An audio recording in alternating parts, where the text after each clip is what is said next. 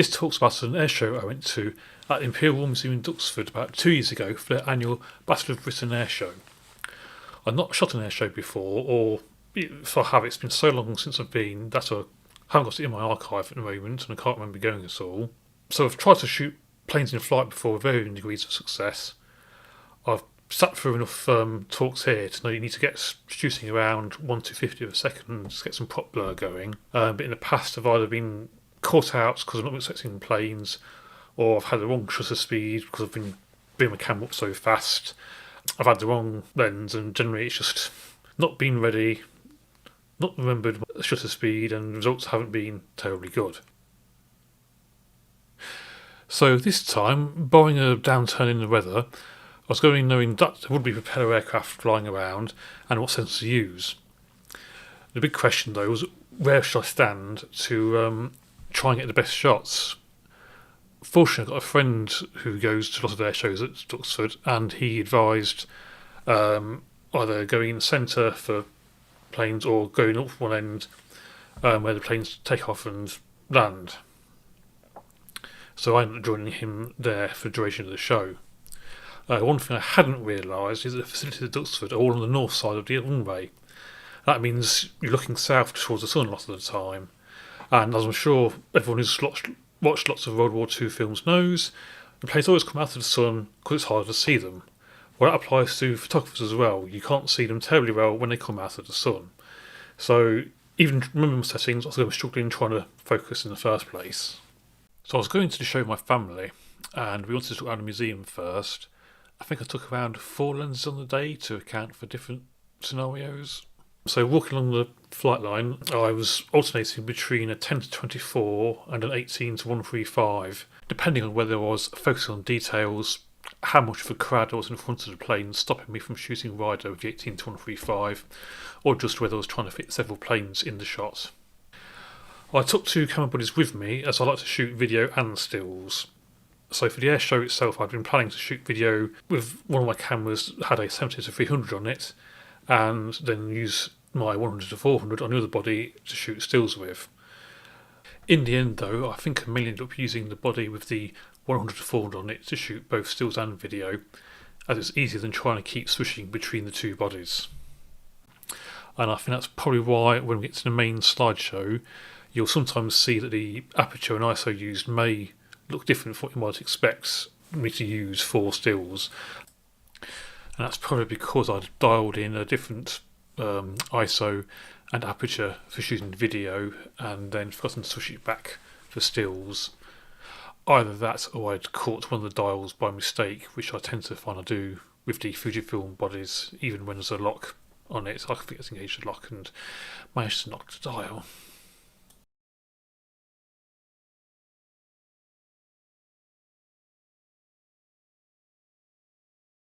I wasn't sure how long it takes to get my arm in when I was panning along the aircraft to try and get sharp shots at shutter speeds with prop blur. I decided to use the high burst mode on my camera. At the end of the day, I think it came away with around 4,000 images.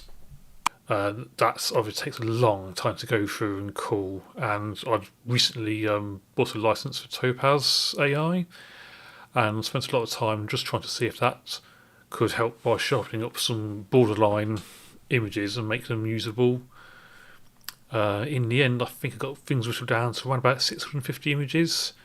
I'm sure if I went through again now, I'd probably cull another 100 out of that, but it's one of those jobs that it's done. I can't face going back to it and doing it again now. So my main challenge with editing the images was the bright sky. And take this pair of Spitfires as an example.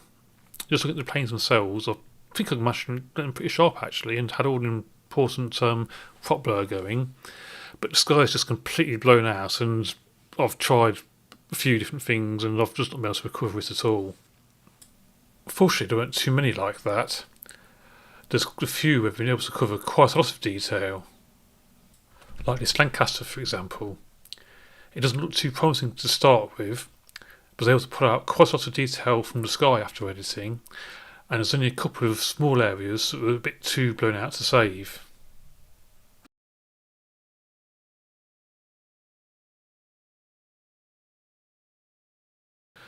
So I did end up using Topaz on a handful of images. It seems a bit like Forrest Gump's box of chocolates. You never quite know what you're going to get out of it when you start using it. This is a Mark 14 Spitfire, and I'd probably normally just put that straight in the bin. But using Topaz, it's sharpened up to, it's not perfect, but from a normal viewing distance you might view a print from, I'd say it's acceptable. But with a lot of the images I took that had a similar level of blur, they just didn't come out anywhere near as good as this one did when I put them through Topaz. Which is why I say it just seems to be quite hit and miss, the final result that you'll get when using it. So I'm just going to go through some of the images I took on the day now, just sort of grouped together. This is a Fairy Swordfish Mark 1. It's the oldest operational one left of this type. It's based in Gibraltar during the war, and then ended up with the Royal Canadian Navy. And it's in 820th Naval Air Squadron colours. And apparently Swordfishes sank more tonnage of Axis shipping than any other Allied aircraft during the war. This is a Westland Lysander Mark III in camo, and they've also got one in black as well. So the camo one was in service in 1942 with 4 Squadron, taking wing damage, after which it was used as a target tug, and it was restored back to flight in 2018. The black one went to Canada as a target tug for the Royal Canadian Air Force in 1942, and it's now in the Shuttleworth collection using the colours of the Special Duty Squadron of the RAF.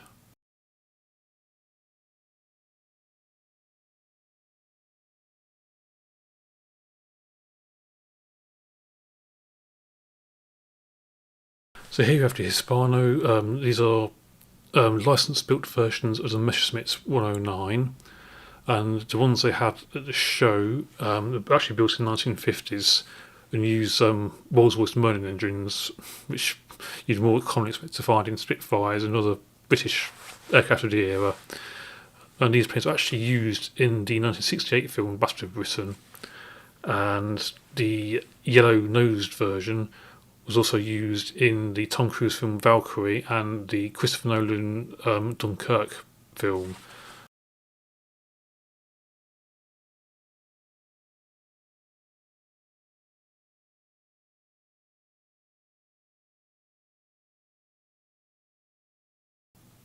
So you got the Flying Fortress there.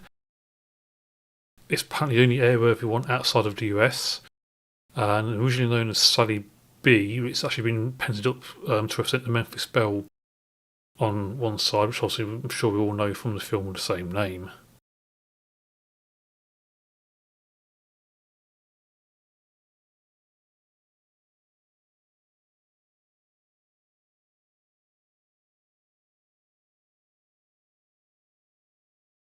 And then we had it flying in conjunction with the Lancaster, which is one of only 2 Lancasters in flying condition at the moment. And this one was built in 1945 for bombing in the Far East, but went into storage after the end of the war before being used for photo reconnaissance work. And this has also had a media career. It's been in Operation Crossbow and the Guns of Navarone, apparently. It's been in the Battle of Britain Memorial flight since 1973. This is a Hawk of Fury. This was apparently developed for the RAF in 1943, but they cancelled their order, typical government work. It was then developed as Sea Fury for the Fleet Air Arm, and it went into service in 1947, still being used in the 50s and through to 1962.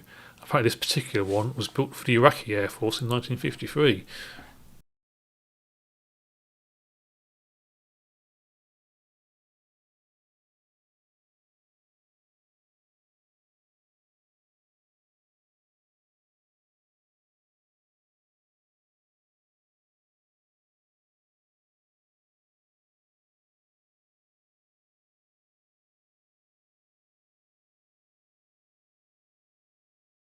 Okay, and here I've got a trio of Hurricanes, and these are Mark 1s and one Mark 2. One of them was flown by the Polish Squadron Ambassador of Britain. Another one was flown in the 605 Squadron Ambassador of Britain and shot down 5 enemy aircraft. And the Mark II one was built in 1942 by the Canadian Care and Foundry Company, the Mark I, which has now been made into a 2-person variant.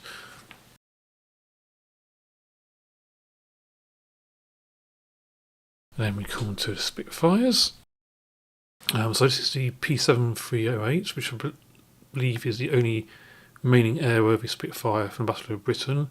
This is the N300, which was shot down during the Dunkirk evacuation. Apparently that was in Sangatte under the beach for 46 years. And got a pair of the Mark 1s there.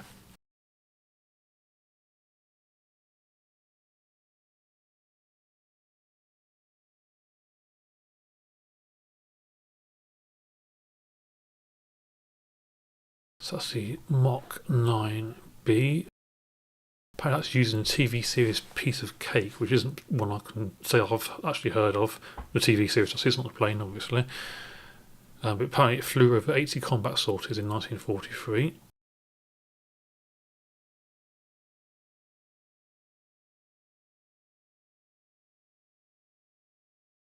So that's a T9, so that's another combat plane that was eventually converted into a trainer. And then you got a couple of Spitfires there, Mark 5s.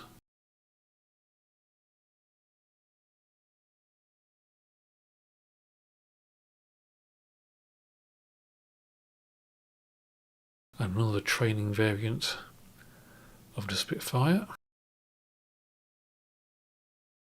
So you've got a trio of planes there, 2 Spitfires and a Seafire. Seafire is the version that was redesigned for the use by the Royal Navy, and the PR variant is the photo reconnaissance version of the Spitfire.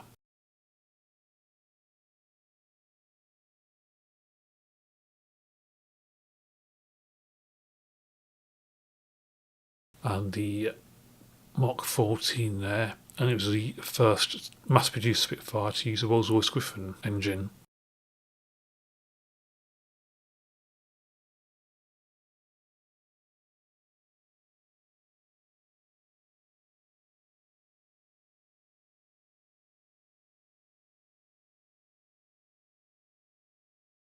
So the grand finale was a flypast of 13 Spitfires to Seafury in 3 Hurricanes.